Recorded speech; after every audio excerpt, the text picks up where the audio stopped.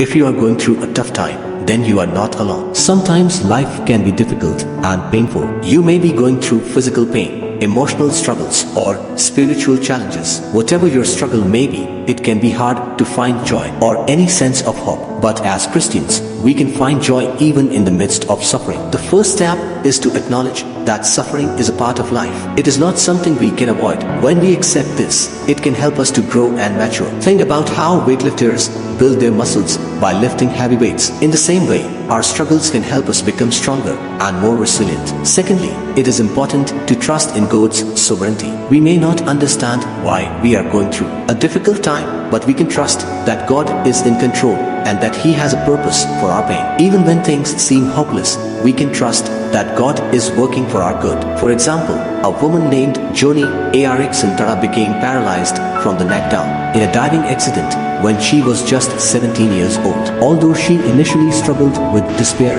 and bitterness, she eventually found hope and joy in God. She has since become an advocate for people with disabilities and has written numerous books and spoke around the world about her faith. The third step is to focus on eternal things. When we are going through a tough time, it can be easy to become consumed with our struggles. However, we can find hope in knowing that our current situation is temporary and our ultimate hope is in heaven. For example, a man named Nick Vujicic was born without arms and legs and faced severe bullying as a child. But he eventually found hope in his faith and has since become a motivational speaker, author, and advocate for people with disabilities. Lastly, finding joy in serving others can help us to shift our focus away from our own pain and towards the needs of others. For example, a woman named Ligia Velasquez was born with a rare genetic condition that prevents her from gaining weight. She was bullied in school and faced extreme loneliness and despair. However, she eventually found joy in using her experiences to help others